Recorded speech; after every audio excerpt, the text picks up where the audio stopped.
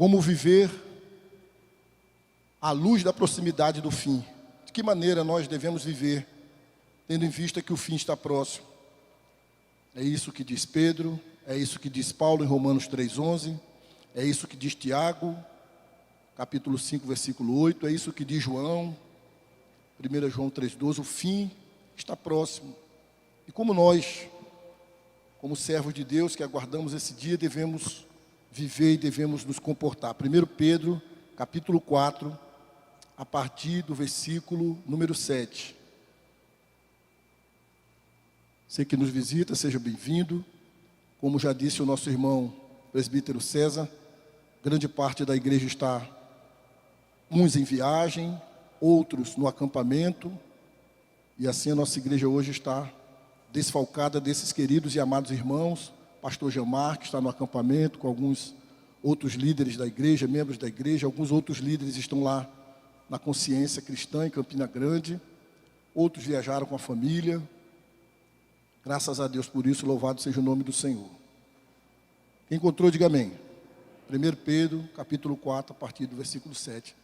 É importante nós nos contextualizarmos acerca da carta de Pedro. Esta primeira carta é uma carta escrita onde ele pontua a questão do sofrimento do cristão, de que o cristão, de uma maneira óbvia, Pedro diz, por causa da sua fé em Jesus Cristo, ele padece, ele sofre, porque Pedro diz que nós somos aqui peregrinos, que nós somos aqui forasteiros, ou seja, nós não estamos na nossa casa, nós não estamos no nosso ambiente. Paulo disse que a nossa pátria é a pátria celestial.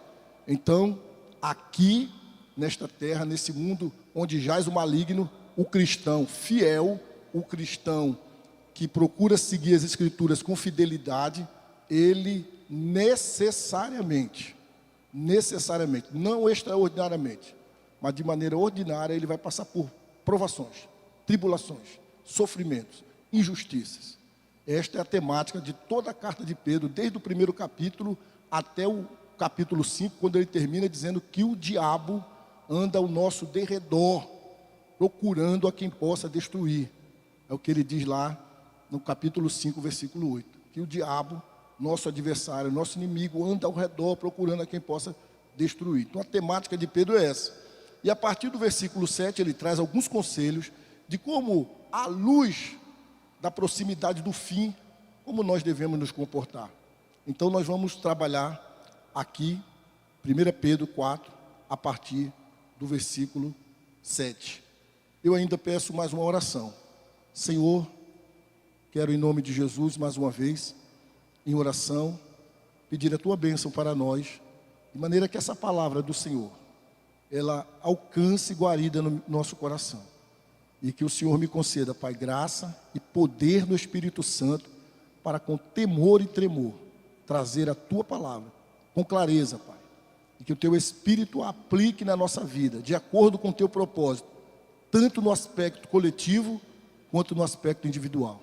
Nos fala, Senhor, porque nós carecemos da Tua palavra.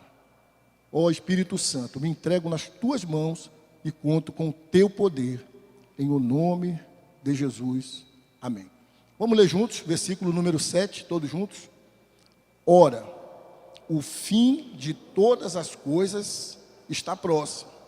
Sede, portanto, criteriosos e sóbrios a bem das vossas orações. O fim de todas as coisas, o fim da humanidade, o fim do mundo. É isso que Pedro está dizendo. A volta do Senhor Jesus Cristo para buscar a sua igreja está próxima. Nós sabemos que este chamado fim dos tempos, ele inaugurou quando Cristo veio.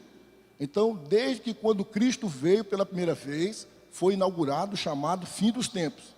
E cada vez que passa o tempo, nós estamos cada vez mais perto do fim dos tempos. E Pedro está trazendo para os seus ouvintes contemporâneos, dizendo, ora, o fim de todas as coisas está próximo. Diante disso, alguns conselhos. Versículo 7. Sede, portanto, criteriosos e sóbrio a bem das vossas orações. tendo em vista que o fim está próximo. Que essa é uma certeza, o fim virá. Mas também tendo em vista uma outra situação, de certeza para incerteza. A certeza é que Cristo virá. Já que estamos na escola dominical, deixa eu fazer uma pergunta para você. Qual é a incerteza? A incerteza qual é? A respeito da vinda do Cristo. O dia. Ele virá. Certeza. Quando? Incerteza. Ninguém sabe. Diante disso, o que Pedro diz? Ore. Seja sóbrio. Ore. Persevere na oração. Seja vigilante. Seja criterioso nas suas orações. Ore pela sua vida. Ore para que a sua fé seja mantida. Ore para você viver uma vida de temor a Deus. Uma vida de santidade. Ore para você não esfriar. Ore para você ver sua família salva. Ore para que você, a cada dia que passar, no lugar de esfriar espiritualmente, você seja vigoroso. Você tenha prazer de estar com Cristo. Você tenha prazer de vir na igreja. Ore para que você não esteja no meio daqueles que querem fazer parte da equipe de planejamento da volta de Cristo. Vai ser tal dia. Vai ser tal ano. Vai ser... Não. Nós não podemos querer estar na equipe de planejamento da volta de Cristo. Nós devemos desejar estar na comissão de boas-vindas da volta de Cristo. Amém, irmãos? Para isso Pedro está dizendo, vigie na sua vida de oração. Persevere na sua vida de oração. Orando para que os seus pés sejam cada vez mais firmados no caminho do Senhor Jesus Cristo. Orando para que pessoas que ainda estão nas trevas venham se render ao Senhor Jesus Cristo por uma obra única e exclusiva do Espírito Santo. Ore para que quanto mais o tempo passe e a volta de Cristo se aproxime, você não desanime, você não seja enredado pelo mundo, pelo pecado, pela tentação, porque esta é uma triste realidade na vida de muitos cristãos, que à medida que o tempo vai se passando, pessoas vão desacreditando da volta de Cristo. Vão caindo no conto dos hereges, que dizem, desde quando eu era pequeno, minha avó já dizia que Cristo viria, e até agora nada.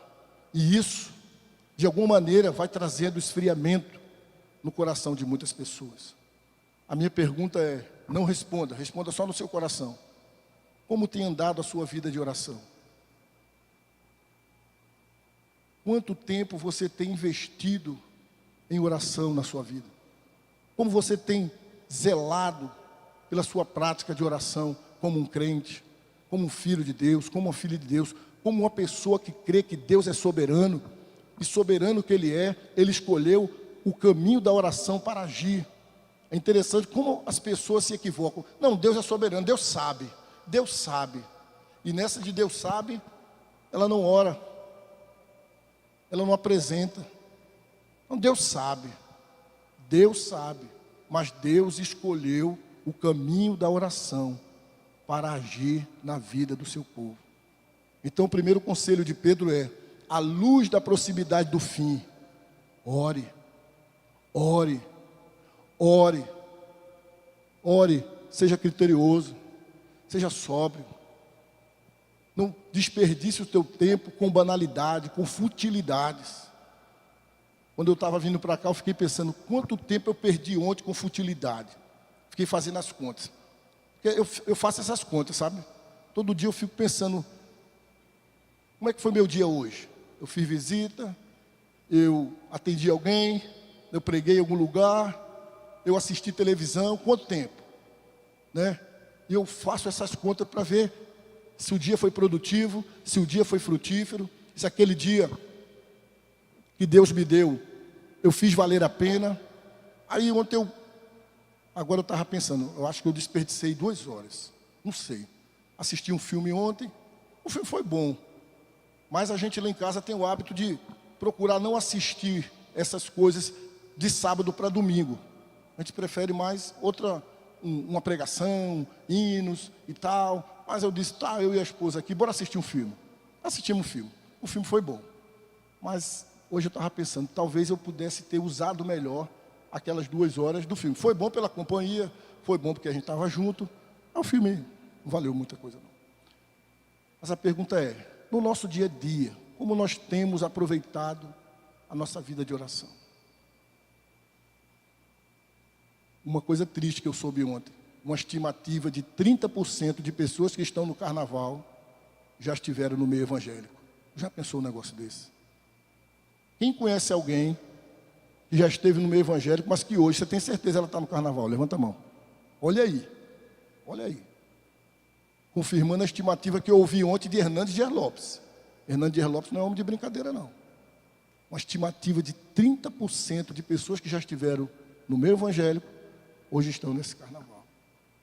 Então, irmãos, a importância da gente investir tempo na oração. A importância da gente se dedicar à oração. A oração não é uma situação de menor importância na nossa vida. A oração, ela é fundamental na nossa vida. Junto com a leitura da Escritura, é como se fossem as duas asas do avião. Quando você vê a vida de Daniel, Daniel foi um homem extraordinário, um homem amado por Deus, um homem que teve experiências maravilhosas com Deus, e você vai ver qual era o segredo de Daniel. Não tem outro. Daniel era um homem da Escritura, que lia a Escritura, e você vai ver isso lá em Daniel 9, quando ele sabe que o cativeiro vai durar 70 anos, e nem por isso ele para de orar, ele continua orando, e Daniel era um homem de oração. Daniel era um homem de oração. Então você quer ter uma vida espiritual vigorosa, esperando Cristo, com o seu coração aceso na fé, e haja o que houver, firme em Cristo, seja uma pessoa dedicada à oração. Amém, irmãos? Quem está ouvindo e entendendo, diga amém. Dedique-se à oração, para que você aguarde o fim de todas as coisas, com a sua fé firme, viva, no seu coração, em nome de Jesus. Outro conselho de Pedro, vamos lá, vamos ler juntos, versículo número 8, todos juntos? Todos juntos?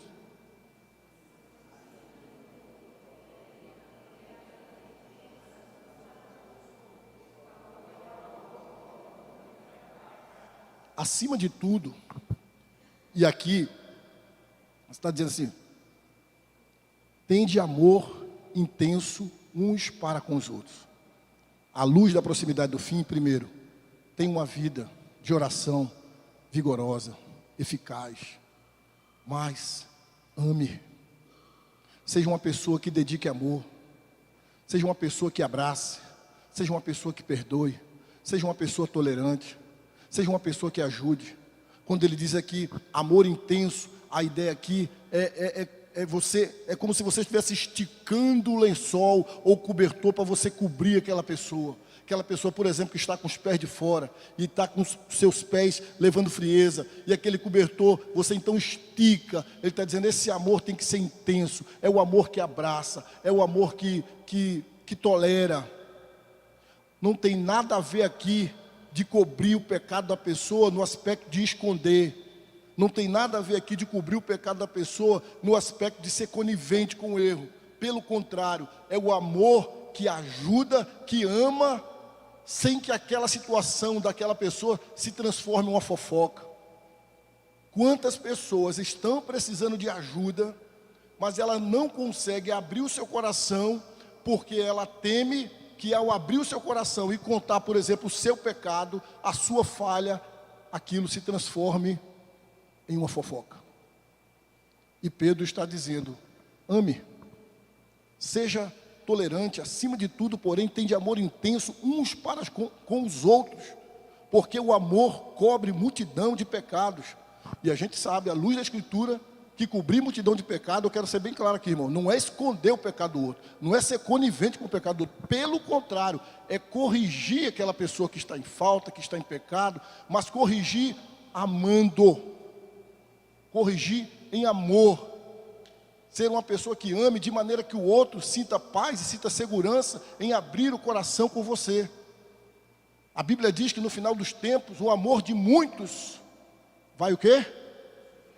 Mas Pedro está dizendo, na vida do crente, esse amor tem que ser intenso. Então é se colocar diante de Deus e dizer, Senhor, enche o meu coração de amor, Senhor. Senhor, me ajuda a amar, Senhor. No lugar de criticar, que eu possa levar uma palavra que edifique. No lugar de apontar, que eu possa levar um abraço, que eu possa levar um consolo, que eu possa ser um instrumento, Senhor, do Teu amor, diante de dias marcados por tanta fofoca, por tanto disse-me-disse, por tanta dor, por tanto sofrimento, por tanta má notícia. Senhor, eu quero estar entre aqueles que ama intensamente, que ajuda, que apoia, que corrige em amor. Porque às vezes tem gente que diz assim, eu falo a verdade mesmo, eu falo a verdade mesmo. Mas nesse falar a verdade não tem um pingo de quê? De amor. E a Bíblia diz, tudo que nós formos fazer, nós devemos fazer em amor. Todos os nossos atos devem ser feitos em amor. E Pedro, que foi tão amado por Jesus, e Pedro, que teve os seus erros cobertos pelo amor de Jesus, e cobertos não é ocultados, não é escondido. Pedro que negou 3 vezes, Pedro que sabe o que é fracassar, o que é errar, mas que sabe também o que é amar, o que é ser amado, o que é ser corrigido, o que é ser restaurado. Talvez nenhum outro teve uma restauração tal qual Pedro teve a partir de Cristo. Marcos 16, 7 é interessante, quando você lê, lembre-se disso. Jesus ressuscitou, está lá em Marcos 16. E Jesus então aparece a Maria Madalena, a primeira mulher, da qual ele expulsou 7 demônios. E Jesus disse, olha, vai, diz aos discípulos e a Pedro, ele especifica o nome de Pedro, e a Pedro, que me aguardem, que daqui a pouco eu estarei lá com eles. Por quê? E a Pedro? Porque Pedro já tinha desistido de tudo. Porque Pedro achava que estava tudo perdido. Mas Jesus aplica o seu amor restaurador na vida de Pedro e restaura aquele homem, que vem a ser um grande instrumento na vida da igreja do Senhor. E agora Pedro também está dizendo, irmãos, amem intensamente. É interessante como nós às vezes deixamos para amar quando é tarde demais. A gente que tem experiência de muito funeral, essa semana já fui em 2, muito funeral, você vê a cena às vezes de muita gente chorando, se despedindo, e aí vem a interrogação no meu coração, será que é amor em vida? Aí vem coroa de flor, aí vem declarações, mas em vida, será que já deu pelo menos uma rosa de R$2,50 que vende ali no centro? Tomou uma rosa, R$2,50, enquanto estava vivo. Será que pelo menos disse, mãe, eu te amo, a senhora é muito importante para mim. Meu marido, eu te amo, você é um homem honesto, você é um homem trabalhador. Meu filho, eu te amo. Ou vizinho, ou amigo, ou irmão da igreja, você é tão importante para mim na minha vida, irmão. Mas aí quando morre, vem altas declarações de amor. A gente precisa amar hoje. Amém, irmãos? A gente precisa amar hoje. Até porque nós só temos o hoje, viu? Ninguém aqui está garantido amanhã, segunda-feira, não. Você está pensando aí, amanhã eu vou fazer isso, amanhã eu vou fazer aquilo, mas não esqueça de colocar no final a seguinte palavra. Qual é a palavra? Se Deus quiser. Amanhã eu vou lá em Recife, no acampamento. Amanhã eu vou almoçar com não sei quem. Amanhã eu vou isso e aquilo. Se Deus quiser. A gente só tem o hoje. A gente só tem o agora. Então ame. Ame intensamente. Ame na sua igreja. Ame na sua casa. Ame no seu trabalho. Ame na sua vizinhança. Vamos ler de novo o versículo 8, todos juntos? Acima de tudo, porém, tende amor intenso, uns para com os outros. Porque o amor cobre multidão de pecados. O tempo vai passando, a gente vai aprendendo certas coisas. Irmão, não vale a pena você ficar intrigado, raivoso, angustiado, sem falar. Mas viu quantos dias você já perdeu na vida? Tipo assim, estou com raiva do meu marido, não vou falar com ele hoje não. Estou com raiva da minha esposa, estou com raiva do meu irmão, estou com raiva da minha mãe, vou falar não. Mas viu quanto tempo perdido? Não vou falar não. Aí fica aquele, eu não sei sair de casa se eu não estiver bem com a minha esposa. Fecha a porta, saio. Quando vou descer na escada, volte. Eu não quero voltar. Vou voltar. Beijo. Tchau, amor. Desculpa. Mas aí, o dia frutifica. mas você sai com aquela coisa amarrada. Sim ou não? E se for homem, pior, porque o homem, ele sai assim e depois ele volta como se nada tivesse acontecido, miserável. Passa por cima de tudo e vai. Oi, meu irmão, não sei o que. Homem é difícil pedir desculpa, nojento. Ame. Amém, irmãos? Muito bem. Diga aí para a pessoa que está do teu lado, eu te amo. Vá, seu marido, seu filho, diga, eu quero ver. Quem estiver sozinho, diga, eu te amo, Jesus. Muito bem. Primeiro, considere a sua vida de oração. Segundo, ame intensamente. Terceiro, vamos lá? Sede mutuamente hospitaleiros, sem... Aqui é aquele ponto que o pastor fica complicado. Eu fiquei pensando, como eu vou aplicar? O que é a pregação? É a leitura do texto, a explicação do texto e a aplicação do texto. Então, o contexto que Pedro está falando com o seu povo é o quê? O povo está debaixo de perseguição, então eles precisavam de guarida. Então, não podia um crente estar fugindo da perseguição e o outro crente negar um abrigo para ele, passar lá uma noite, um dia, 2 dias, 3 dias, para ele ser livre da perseguição. Até porque, nos primeiros séculos, primeiro e segundo, não existia templo. O povo se reunia onde? De casa em casa. Então, as pessoas precisavam ser hospitaleiras. Ele está dizendo, seja mutuamente hospitaleiros, mas o quê? Sem oração. Sem murmuração. Dê guarida o seu irmão, ele está fugindo da perseguição. Dê guarida o seu irmão, ele é missionário, ele está pregando a palavra. Pedro, mas como aplicar hoje? Eu não vou receber na minha casa um pastor que eu não conheço. Olha, eu estou indo daqui de Minas Gerais, eu sou pastor fulano de tal, eu queria passar 3 dias na sua casa. Eu não conheço ele. Os dias hoje, infelizmente, você colocaria uma pessoa que você não conhece na sua casa? Será que eu tenho coragem de ligar para um pastor que eu não conheço, lá no Espírito Santo, e dizer, olha, meu irmão, eu sou pastor e queria que você me... Não conheço. Primeiro que se for dormir lá em casa, os que eu conheço e os que eu não conheço. Minha filha vai para o meu quarto e a porta é trancada. Amém, irmãos? Não tem moleza não. Sei lá, dá uma doida aí na pessoa. Sarinha para cá. Tem que ter cuidado. Inclusive aqui, ó. Cuidado... Isso não tem nada a ver com a pregação, não, são parentes. Coleguinha que vai dormir na casa de coleguinha. Cuidado onde sua filha vai dormir, o seu filho. E cuidado quem você leva para sua casa para dormir lá, a coleguinha da sua filha. Uma noite pode botar a perder tudo. Só de ó, que eles não dormem. Eles não dormem. Amém? Ele diz assim, pai, vou trazer fulana para dormir aqui, é minha colega. Ou então eu vou dormir na casa da minha colega. Eles não dormem, eles ficam só. Testemunho pessoal, aconteceu isso com Sara. Nós viajamos com uma família, e aí eu dormi num quarto com o Lange, o outro casal no outro quarto, e Sara foi dormir com a filha do casal, por assim dizer, no outro quarto. No outro dia de manhã, Sara, pequena criança, vem deitar no meu colo, e ela disse, pai, eu sei como é que faz uma criança. Eu disse, o quê? Ela disse, eu sei como é que faz um bebê. Criancinha. Eu digo, como é que faz? Para minha tristeza, ela foi dizendo. Uma noite, eu disse, minha filha aprendeu aonde? Fulana me disse, essa noite. Menos mal, né? A gente foi corrigindo, ensinando, porque tem coisa que tem que ser na hora certa que a criança vai aprender. Não é você antecipar uma situação. Perguntou, você vai dizendo direitinho.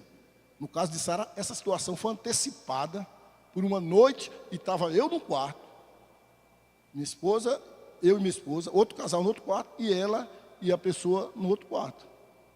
No outro dia já veio toda infectada. Às vezes basta uma noite para ter um problema sério. Pronto, fechou o parênteses, vamos voltar aqui. Versículo 9. Que então, pastor, como é que aplica esse texto? Abra sua casa, por exemplo, se você puder, para uma célula.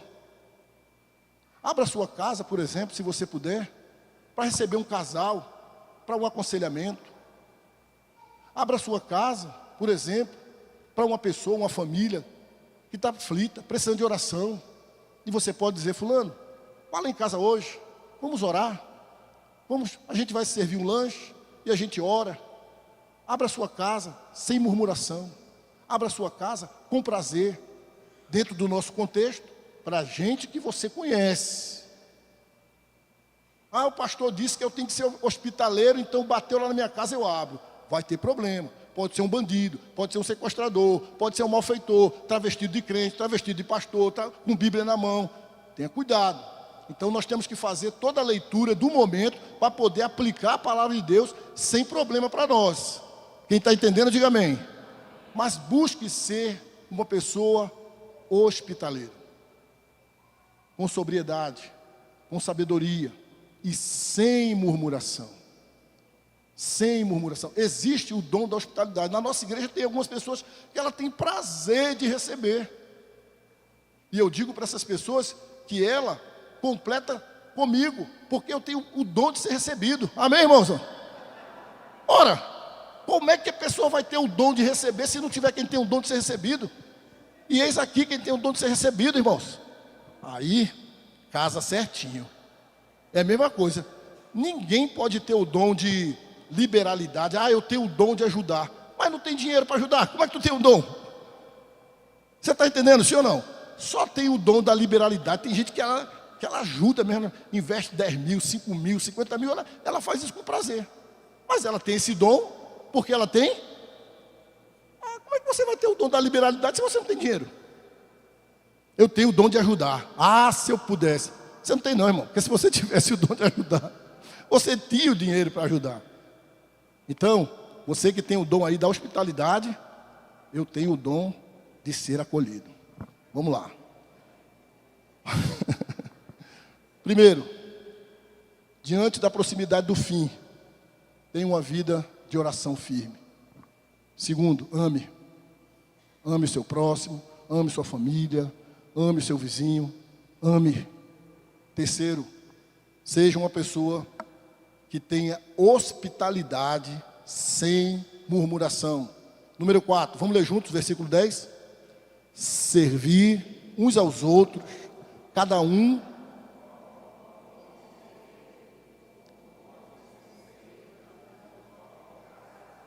Pode seguir o 11 também, vamos ler. Se alguém fale de acordo com os oráculos de Deus. Se alguém serve, faça-o na força que Deus supre, para que em todas as coisas seja Deus glorificado por meio de Jesus Cristo, a quem pertence a glória e o domínio pelos séculos dos séculos. Sirva à luz da vinda de Cristo, sirva. Nessa comunidade nós temos dezenas de ministérios. Não é possível que nenhum você possa se encaixar. E se não encaixar, você diz assim: pastor, eu gosto de servir nessa área, aqui na igreja não tem. Nós vamos conversar com o conselho e provavelmente nós vamos iniciar um novo ministério nessa área. O importante é que nós possamos servir uns aos outros, estar disposto para o serviço cristão, com os dons que Deus nos concedeu. Todo crente tem dons, no mínimo um. E o que é o dom? É uma capacidade espiritual e especial para servir no corpo de Cristo. O dom é essa capacidade que todo crente tem, dado por Deus, para servir no corpo de Cristo. Você tem, no mínimo um. Eu não sei qual é, pastor, como é que eu faço? A gente descobre. E se você não está servindo em área nenhuma, você está enterrando o seu dom. Lembra aquela parábola que Jesus deu para os caras multiplicar, e aquele que tinha um, ele disse: eu não sei, eu estou com medo, eu não sei o que fazer. Quando o chefe voltou, disse: me dá, porque aquele, até o que tem, será tirado. Então sirva, irmão, sirva no corpo de Cristo, sirva na igreja de Cristo, sirva o seu irmão, sirva nesse corpo. E ele aqui coloca duas situações: se alguém fala, se alguém prega, se alguém ensina. Aqui ele está trazendo esse dom da pregação, do ensino. Veja, fale de acordo com os oráculos de quê? De Deus. É uma referência às Escrituras. Se você fala, se você prega, se você ensina, não faça fora da Escritura. Não fale coisa da sua cabeça, porque agora está na moda.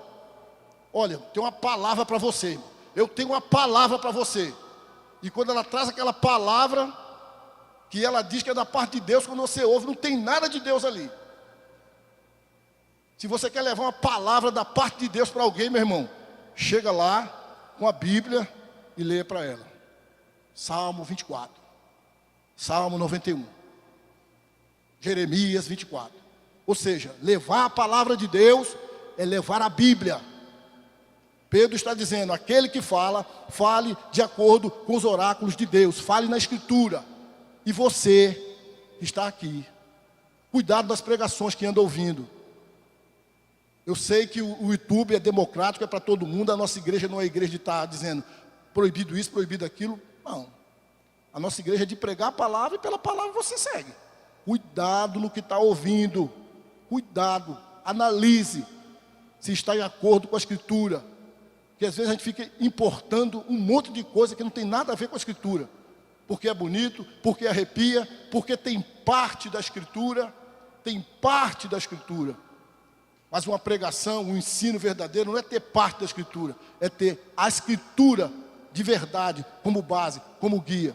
Então ele está dizendo, quem fala, fale de acordo com os oráculos de Deus.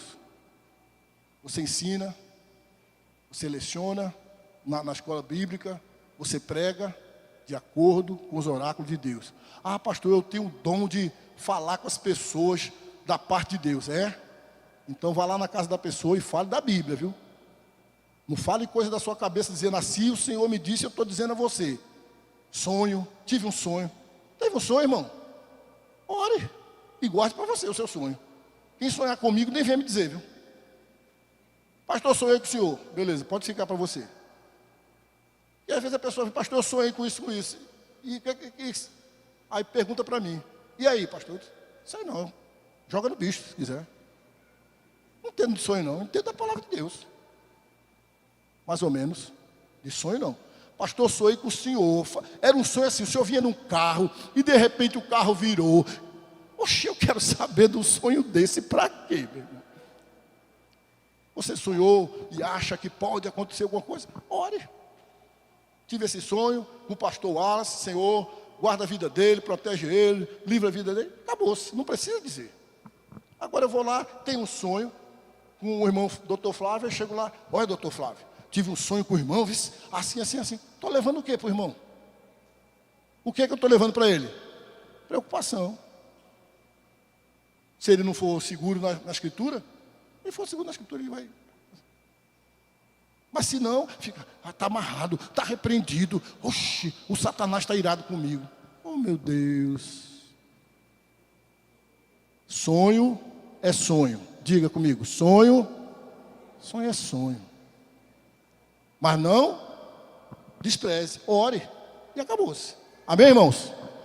Aí ele vem, se alguém fale de acordo com os oráculos de Deus. Se alguém serve, ou seja, ministério aqui, nesses dois serviços aqui, de falar, de pregar, de ensinar e de servir, ele está englobando todos os dons no que serve. O corpo de Cristo tem essa multiforme graça, essa variedade de dons, cada um tem um dom diferente. Então aquele que serve, olha aqui, faça-o na força que Deus supre. Tem gente que tem um dom para trabalhar com criança, tem gente que tem um dom para trabalhar com jovens, com os adultos, tem gente que tem o dom do ensino, tem gente que tem o dom de aconselhamento. Então cada um tem o seu dom, e naquilo que você for capacitado por Deus, sirva na força que Deus supre, sirva com prazer, sirva com alegria, sirva com boa vontade. O fato é que se você é do corpo de Cristo, você precisa servir. E qual a finalidade? O versículo explica, diz assim, faça-o na força que Deus supre, para que, todos juntos, em todas as coisas, seja Deus glorificado por meio de Jesus Cristo, a quem pertence a glória e o domínio pelos séculos dos séculos. Termina com a doxologia, para que Deus seja glorificado por meio de Jesus Cristo. Amém. Sirva. Qual o dom que Deus lhe deu? Sirva. Não fique preocupado se alguém está vendo você servir. Se você serve um ambiente que aparece, se é no coral, se é no louvor, se é no ministério que tem visibilidade. Não. Não existe serviço indigno na obra de Deus. Todo serviço na obra de Deus é digno. Talvez você sirva em ambiente da igreja que ninguém vê. Quantas pessoas estão aqui nos bastidores orando pelos ministérios, orando pelos pastores, orando pela igreja, ninguém vê, ninguém sabe. Mas uma disposição dessa tem sustentado a igreja, tem sustentado os servos de Deus, porque está lá por trás dos bastidores orando. Aqui, ó, data show, tudo que a gente nem imagina. Quem será que está hoje controlando o data show? Quem está controlando a situação? Você nem vê, mas a pessoa está servindo e prestando um serviço necessário para a igreja de Deus estar aqui com qualidade. Então, é uma disposição para servir. Não fique apenas sentado, irmãos. A luta do conselho dessa igreja é para que todo membro dessa igreja esteja engajado no serviço, no ministério. Ah, porque eu já servi em ministério A, ou B ou C, mas tem reunião, mas eu tive problema com fulano. Irmão, avance, supere isso. Vamos servir no corpo de Cristo para a glória de Deus. Amém, irmãos? Tem problemas? Tem problema. Tem dificuldade? Tem dificuldade. Porque nós somos pecadores, imperfeitos. Só não vai ter dificuldade no céu. Aqui tem. Mas em nome de uma dificuldade, às vezes a pessoa já foi decepcionada no ministério, sei lá, teve uma dificuldade com o líder, teve uma dificuldade com um irmão, aí trava, não serve mais, nem ali, nem em canto nenhum. Não, irmãos. Não é esse o propósito de Deus para nós. O propósito de Deus para nós é que possamos servir. E servir para a glória de Deus através do nome do Senhor Jesus Cristo. Se você não está em nenhum trabalho da igreja, pense nisso. Se você já foi e hoje não está mais, volte a servir na obra de Deus em nome de Jesus. Amém, irmãos? Então, qual a ideia de Pedro? A luz da proximidade do fim. Orem. Amem. Acolham e sirvam. Vamos lá? Vamos dizer, eu falo, você responde. Orar, amar, acolher e servir. O fim está próximo, diz Pedro. E a luz da proximidade do fim, não esfrie, não desanime, mas ore, ame, acolha, sirva. Pedro podia terminar aqui, mas ele continua. E agora ele traz novamente uma temática do sofrimento. Podia terminar aqui, ele terminou com a doxologia, podia parar por aqui, acabou a carta de Pedro. Mas ele retoma o assunto do sofrimento, dizendo assim, vamos lá, o versículo 12, todos juntos? Amados,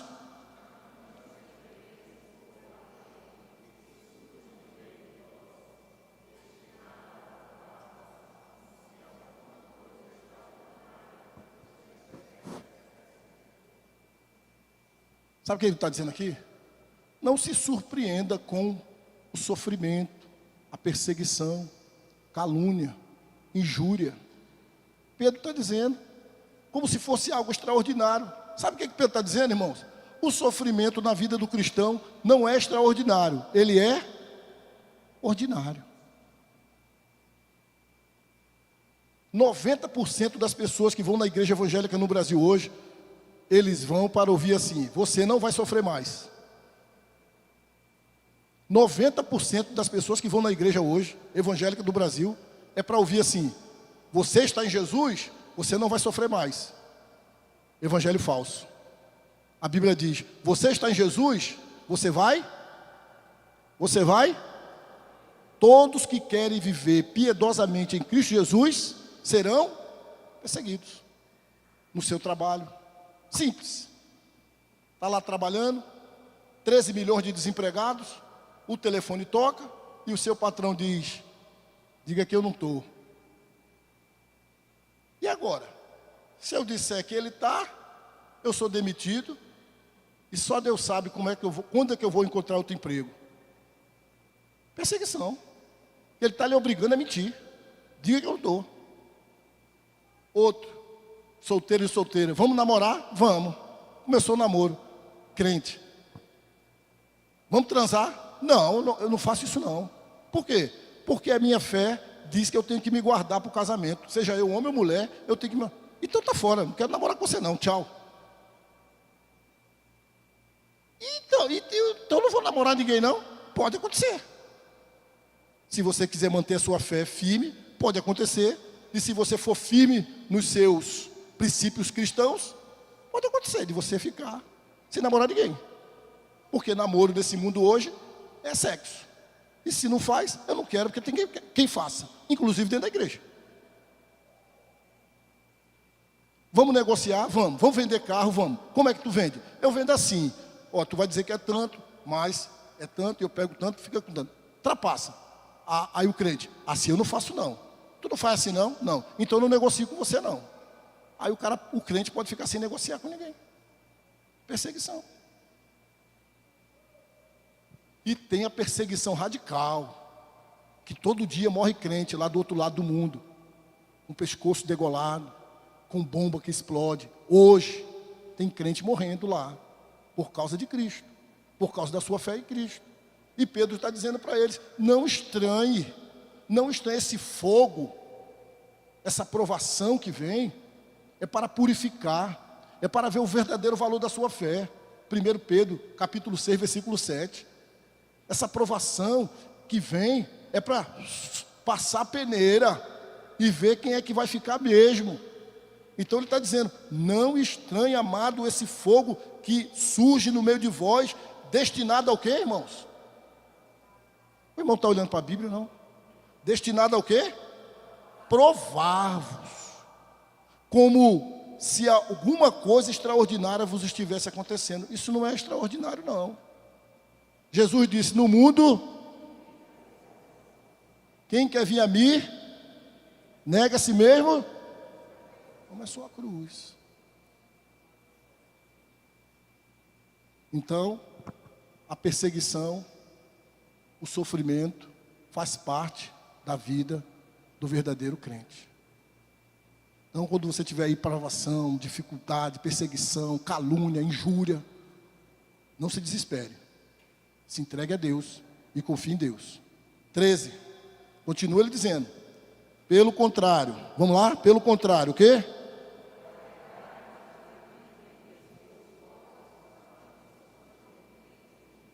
Para que também, na revelação de sua glória,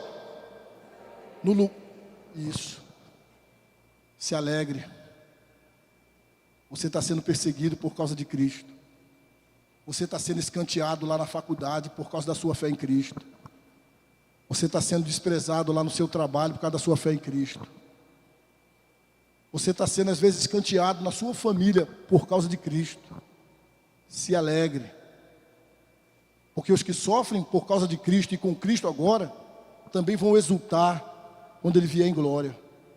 Quando Ele vier em glória, você vai exultar, você vai sorrir, você vai se alegrar na revelação de sua glória. Vos alegreis exultando. Se alegre. Se alegre. Aí uma pessoa disse para mim essa semana, mas está cada vez mais difícil, a gente crente está ficando cada vez mais sozinho, sem ninguém.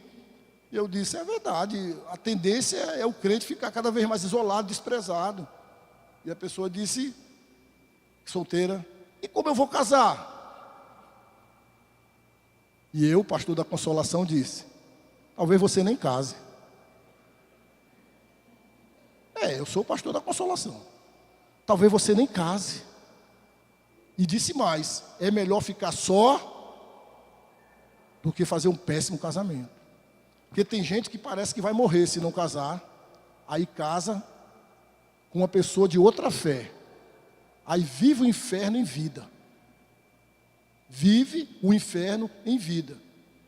Então eu prefiro que a pessoa diga para mim que eu fui radical e brutal, o pastor disse que era para mim não casar, do que depois ela dizer assim, o pastor disse que eu casasse, mesmo com fulano que não fosse crente. Olha onde eu estou. Que o pastor não me orientou. E é verdade. É melhor não casar do que fazer um mau casamento. E você, que já errou uma vez, e que já teve o livramento, pelo amor do... Olha, vê se não erra de novo, vice. Amém, irmãos? Errei, mas Deus me livrou. Pela mãe do guarda. Vê se não erra de novo.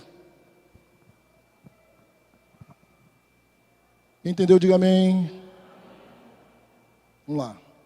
Se, pelo nome de Cristo, 14, todos juntos. Se, pelo nome de Cristo, sois injuriados, bem-aventurados sois, porque sobre vós repousa o Espírito da glória e de Deus. Então, se eu sou injuriado pelo nome de Cristo, eu sou bem-aventurado, eu sou feliz, eu sou abençoado, porque sobre a minha vida repousa o Espírito de Deus, repousa o Espírito da glória de Deus. Então eu sou bem-aventurado. E ele continua dizendo: não sofra, porém, nenhum de vós como assassino, ladrão, malfeitor ou fofoqueiro, que é o que ele quer dizer aqui, como quem se intromete em negócios de outrem. Não sofra como ladrão, trambiqueiro, mentiroso, malfeitor, gente fofoqueira. Não sofra por isso. Porque tem gente que sofre por causa do pecado que ela está. Mas, continua no 16, se sofrer como cristão, o quê? Não se envergonhe disso. Antes, glorifique a Deus com esse jovem cristão. Moço e rapaz, não fique com vergonha não. Quando te convidarem para pecar, lá no colégio, da faculdade, você disser assim: não vou não, não faço não. E eles chamarem você de gay, e eles chamarem você de besta, e eles tirar onda com a sua cara. Não se envergonhe não, não fique triste não. Deus vai honrar você, porque os que honram a Deus serão honrados por Ele. Mas às vezes o jovem crente da igreja, numa pressãozinha, cede. Aí vai, aí faz, aí bebe, aí fuma, aí fica, aí transa. Tem vergonha do amigo ou da amiga, mas não tem vergonha de pecar contra Deus. Então seja firme. Quando chamarem você para o pecado, como um menino aqui da igreja me disse: pastor, o cara correu, menino, 12 anos. O outro miserável correndo atrás dele com o celular, com vídeo pornográfico, para mostrar ele, ele correndo. Aí ele, ainda, eu digo assim, sem firmeza, né, para dizer: não, depois eu vejo. Se tocou no banheiro do colégio, pois o outro ficou na porta, esperando ele sair. Quando ele saiu, o outro disse: aqui, olha, ele disse: não, eu vou na cantina. E o bichinho não querendo olhar, e o outro não olhar. Seja firme, irmão. Não ceda. Honre a Deus e Deus vai honrar você. Amém, irmãos? Então ele está dizendo aqui, 16. Mas se sofrer como cristão, não se envergonhe disso. Antes, glorifique a Deus com esse nome. Então você é crente, você vai ser perseguido. Você é crente, você vai passar apuros. Mas Pedro está dizendo: se é em Cristo, e se é por causa da sua fé em Cristo, não se envergonhe, se alegre, glorifique a Deus. Mas não sofra ninguém como ladrão, não sofra ninguém como fofoqueiro, não sofra ninguém como malfeitor. Mas se tiver que sofrer, que sofra por sua fé em Jesus Cristo. Agora, olhe comigo o 17 e o 18, que ele diz assim: olha que coisa séria. Porque a ocasião de começar o juízo pela casa de Deus é chegada. Ora, se primeiro vem por nós, qual será o fim daqueles que não obedecem ao Evangelho de Deus? E se é com dificuldade que o justo é salvo, onde vai comparecer o ímpio? Sim, o pecador. O ímpio e o justo. Malaquias diz: tem diferença? Tem diferença. Então ele está dizendo: se é com dificuldade, não é dificuldade de que você paga alguma coisa para você ser salvo. Nós sabemos que a salvação é pela... Mas o que Pedro está dizendo aqui é que a dificuldade, a sua luta para você se manter santo, puro, incontaminado pelo mundo. Porque o salvo, o santo, ele se entristece com o pecado. Ele não diz como alguns, não, se eu fui salvo pela graça, então eu posso fazer qualquer coisa que eu estou salvo pela graça. Não, o salvo, o santo, ele luta contra o pecado. Ele tem embates ferrenhos contra o pecado. E Pedro está dizendo, se é com dificuldade que o crente vai alcançar a salvação e vai escapar desse juízo, não o juízo final, mas o juízo das suas obras, quanto mais o ímpio, o pecador. Parece que eles estão vivendo melhor, mas não estão vivendo melhor, porque tudo isso não passa de uma miragem. O melhor é nós servirmos a Deus com temor e com fidelidade. Esse é o melhor. Então vai chegar o dia da separação, irmãos, do justo e do ímpio. Parece que agora a vantagem é do ímpio. Estão nem aí para Deus. Inclusive eu ouvi dizer que vai ter uma escola de samba que vem blasfemando de todo jeito. Não sei se vai vir ou se já veio. Disse que vai ter uma escola de samba que vai blasfemar de todo jeito de Jesus. E parece que eles fazem isso e está tudo certo, está todo mundo sorridente, está todo mundo vibrando, está todo mundo... E à luz do texto de Pedro, parece que ser crente é sofrer. Mas vai chegar o dia e vai fazer a separação. E a grande diferença entre o que crê, entre o justo, entre o salvo, entre o ímpio, entre o que blasfema, entre o que rejeita a Deus. Que nesse dia eu e você estejamos firmes na presença do Senhor Jesus. E o 19 finaliza, vamos ler todos juntos. Ele começa com por isso aqui, né? Tendo em vista tudo que já foi falado antes. Por isso, também, os que sofrem, segundo a vontade de Deus, encomendem a sua alma ao fiel Criador, na prática do bem. À medida que o tempo vai passando, meu irmão, consagra a sua vida a Deus. Entregue sua vida a Deus. Encomende seu coração, sua alma, seu viver a Deus. Dizendo, Senhor, me ajude diante das perseguições, me ajude diante das calúnias, me ajude diante das injúrias, me ajude diante do desprezo, me ajude diante das tribulações, das aflições, me ajude, Senhor. Quanto mais próximo está o dia do fim, mais nós precisamos estar vigilantes, orando, amando, acolhendo, servindo e entendendo que o sofrimento, ele faz parte da vida do crente. Mas nós não estamos sozinhos. Deus é socorro bem presente no dia da angústia. Ele é chamado o Emanuel, o Deus conosco. Aguente firme, falta só um pouquinho. E logo, logo nós estaremos com Ele. Naquele lugar que diz Apocalipse. Não haverá mais choro, não haverá mais dor, não haverá mais luto. Mas nós estaremos com o nosso Senhor e Salvador. Para sempre e para sempre. Pode ficar de pé?